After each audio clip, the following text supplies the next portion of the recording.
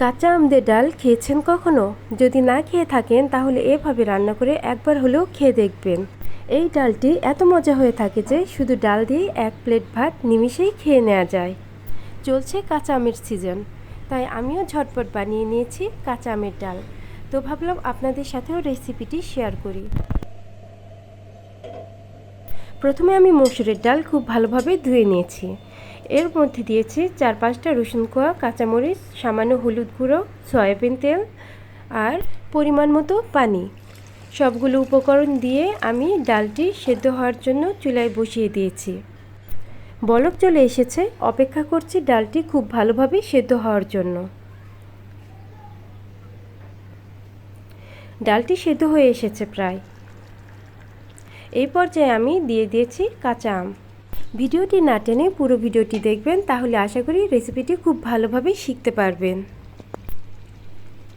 এরপর দিয়ে দিব পরিমাণ মতো পানি। আপনি যদি পাতলা ডাল পছন্দ করেন সেক্ষেত্রে পানিটা একটু বেশি দিবেন, আর যদি ঘন ডাল পছন্দ করেন সেক্ষেত্রে পানিটা পরিমাণ মতো বুঝে শুনে দিবেন। এরপর আমি দিয়ে দিয়েছি লবণ।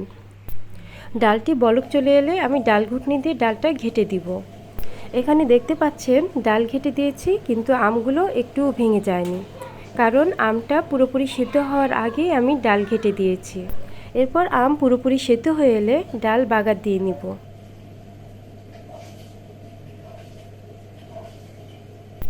আম পুরোপুরি সেদ্ধ হয়ে এসেছে ও ডালও বেশ ঘন হয়ে এসেছে। এরপর আমি বাগার দিয়ে নিব। বাগার দেওয়ার জন্য দিয়েছি পরিমাণ মতো তেল। এর মধ্যে দিয়েছি পেঁয়াজ কুচি, রসুন কুচি দিয়ে ব্রাউন কালার করে ভেজে নিয়েছি। ব্রাউন কালার হয়ে আসলে এর মধ্যে দিয়ে দিয়েছি পাঁচফোড়ন। এখানে খেয়াল রাখতে হবে মশলাগুলো যেন পুড়ে না যায়, পুড়ে গেলে এর স্বাদ নষ্ট হয়ে যাবে।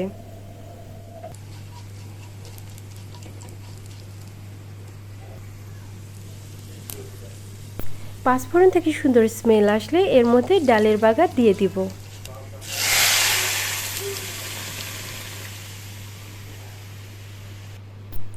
তৈরি হয়ে গেল খুব সহজেই দারুণ মজার কাঁচা আমের ডাল। এই ডালটি আমার পরিবারের সবার এত পছন্দ যে আমি কাঁচা আম ফ্রিজে সংরক্ষণ করে রাখি সারা বছর খাওয়ার জন্য। স্বাদে টক ও কাঁচা আমের ফ্লেভারের এই ডালটি লাগে খেতে দারুণ মজা। আমার রেসিপিগুলো যদি আপনাদের ভালো লাগে তাহলে অবশ্যই ফেসবুক পেজ টেস্টি ফুড রেসিপিতে ফলো দিবেন, এবং এই পেজেই ইউটিউব লিংক অ্যাড করা আছে, সেটাতে গিয়ে সাবস্ক্রাইব করবেন। সবাইকে অসংখ্য ধন্যবাদ। ভালো থাকবেন এবং আমাকে অনেক অনেক অনেক সাপোর্ট করবেন। ধন্যবাদ।